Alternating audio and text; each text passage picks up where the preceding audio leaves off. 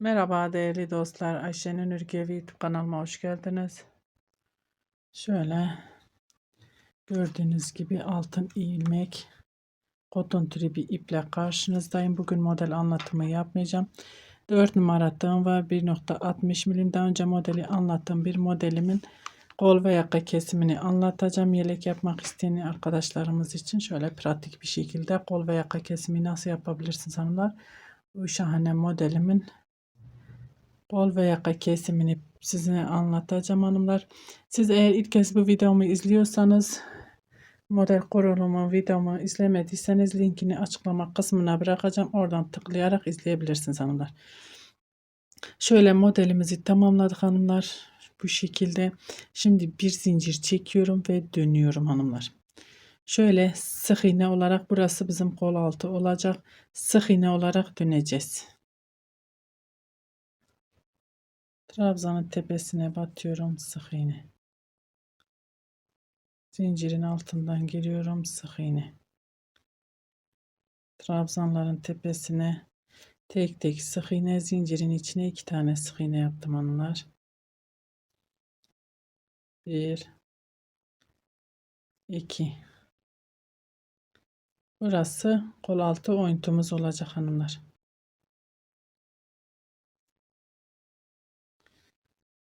1 2 zincirin içine. Trabzanların tepesine batıyorum. 3 tane trabzanım var. 3 tane sık iğne. 1 2. Buraya batıyorum. Ve burada 1 2 3 4 zincir çekip ipimi doluyorum. Trabzanıma batıyorum. Burası şöyle, pardon, buraya öyle değil. Zincir sırasındayız hanımlar. 2 3 zincir çekiyorum. Burası artık modelimizi devam edeceğimiz yerdir. Burası bizim kol altı oyuntumuz olmuş oldu. Bakın şöyle şu kadar oyuntu yaptım. Diğeri normal bir şekilde modelimizi öreceğiz. 3 tane zinciri çektim. Trabzanıma sabitledim. 1 2 3 4 5 6 7 8 9 zincir. Buradaki trabzanı atlıyorum. Diğer trabzanın ilk trabzanın tepesine batıyorum. Sık iğne. 1 2 3 zincir. Hemen sonuncu trabzana batıyorum. Sık iğne. 1 2 3 4 5 6 7 8 9 zincir. Buradaki trabzanı atlıyorum. Diğer trabzana şöyle sık iğne. 1 2 3 zincir. Sık iğne. 1 2 3 4 5 6 7 8 9 zincir. 3 zincir. Bir trabzan atlıyoruz. İkincine sık iğne. 3 4 5 6 7 8 9 zincir. Şimdi yakaya geldik, beraber yaka kesimini yapacağız hanımlar.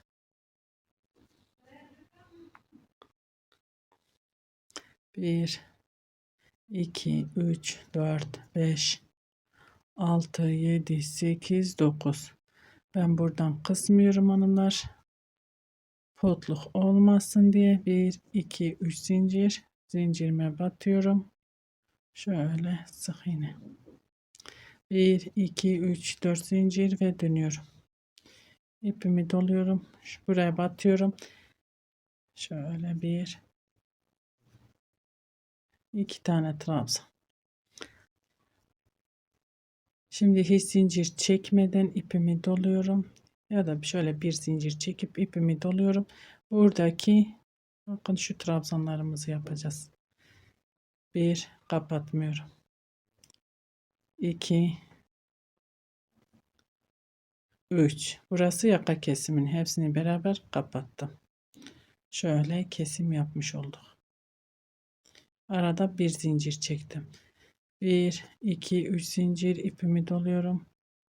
Buradaki yuvanın içine giriyorum. 1 2 3.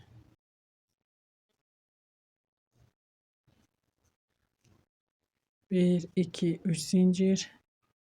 Büyük zincirin içine giriyorum. 1 2 3 trabzan. 1 2 3 zincir. Küçük zincirin içine giriyorum. 1 2 3. Bu şekilde örmeye devam ediyoruz. Şuraya gelene kadar hanımlar, gelip burada beraber dönüşümüzü sağlayacağız. Evet hanımlar, şöyle geldim. Bakın buraya 3 tane zincir çektik. Bunlar sık iğne. Ben burada da 3 tane zincirimi çektim. İpimi doluyorum. Buradaki bakın şurada. Yuvanın içine giriyorum. 1 2 3 tane trabzan ördüm. Hatta 2 tane öreyim hanımlar. Bir tanesini şu sık iğneye batıracağım. Şöyle daha bir düzgün bütün dursun diye. Bu şekilde. Bir zincir çekip dönüyorum. Buradaki şöyle ilk trabzan tepesine sık iğne. 1 2 3 zincir. Burada artık herhangi bir uygulamamız yok hanımlar. Bu şekilde burada dönüşümüzü sağlayacağız. Bu bizim kol altı oyuntumuz olmuş oldu. 1 2 3 4 5 6 7 8 9 zincir. Bakın burayı atlıyorum. Buradaki bir sonraki trabzanın tepesine 3 tane zincir, sonuncu trabzana batıyorum. 1 2 3 4 5 6 7 8 9 zincir. Buradaki ortadaki önümdeki trabzanları atlıyorum. Bir sonraki trabzanın tepesine batıyorum. Modelin tepesine sık iğne 3 zincir. Şöyle sık iğne 1 2 3 4 5 6 7 8 9 zincir. Sık iğne 1 2 3 zincir. 1 2 3 4 5 6 7 8 9 zincir. Bakın bu zaten şöyle hep bunu 9 zincir çekip atlıyoruz. Buradaki trabzan tepesine buraya 3 zincir, hemen yandakine batıyorum. 1 2 3 4 5 6 zincir çekiyorum. Bakın buraya zaten topladık ya. Trabzanın tepesine batıyorum şöyle. Hatta bunu 5 bile yapabiliyoruz hanımlar. Onu şöyle kasmayacak bir şekilde yapalım.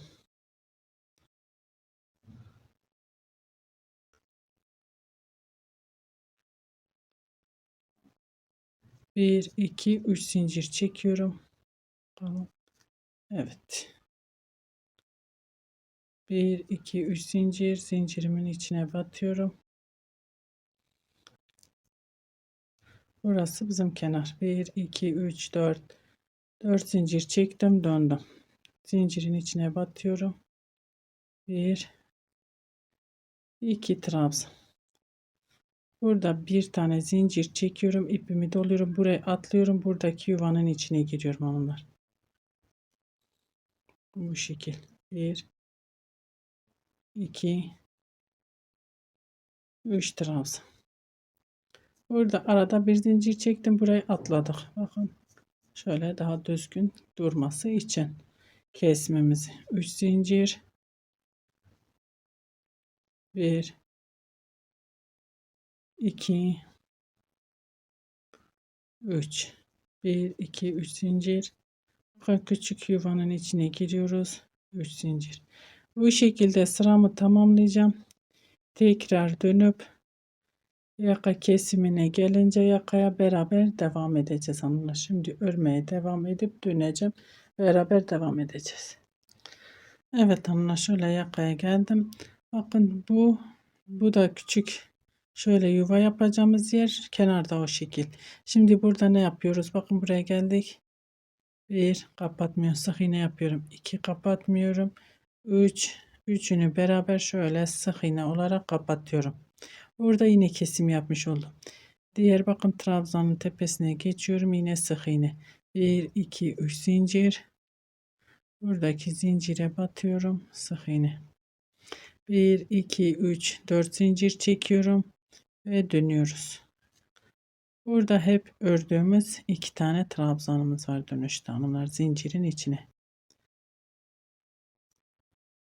Burada şöyle bir zincir çekiyorum, ipimi doluyorum, buraya atlıyorum, zaten sık iğne ile birleştirdik. Bir zincir çekiyorum ve buradaki zincirin içine girdim. 1 2 3 trabzan. Bakın yine kesime devam ediyoruz. Bir zincir çektim, 3 zincir değil, bir zincir. 1 2 3 zincir. 1 2 3 trabzan. 1 2 3 zincir.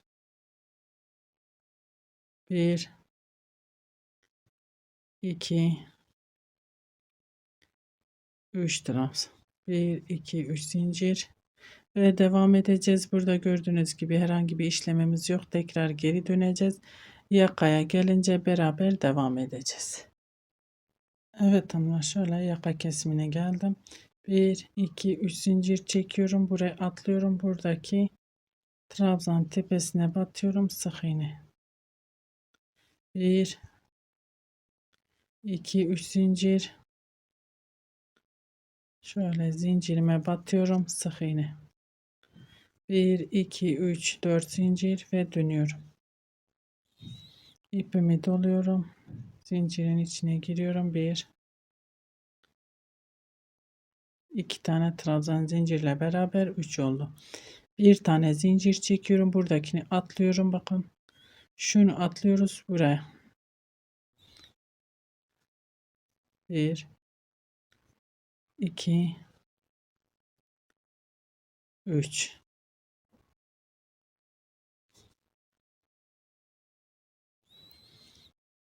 1 2 3 zincir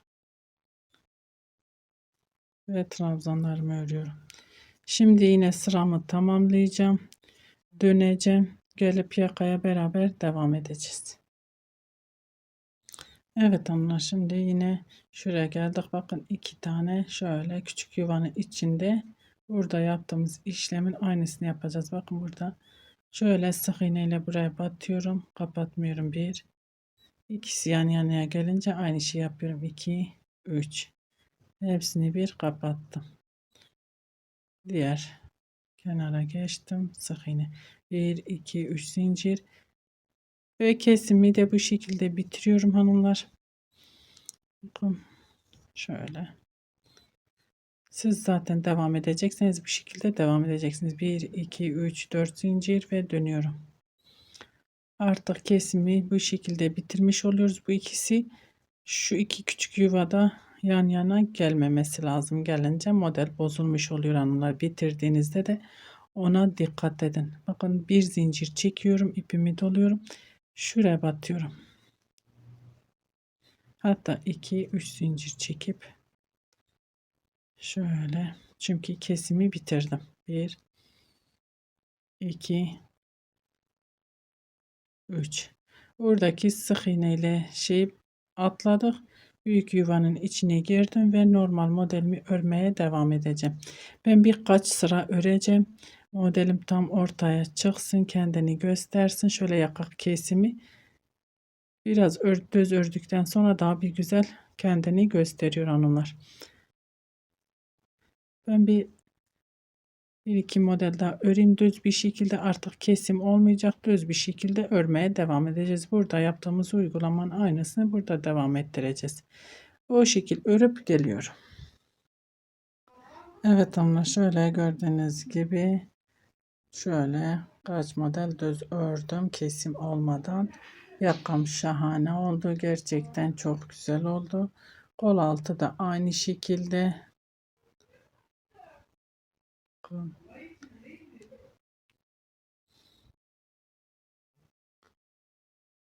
Gördüğünüz gibi gerçekten hem kolay hem pratik hem de şık bir model ve çok rahat, kolay bir yaka kesimi hanımlar, kol altı kesimi.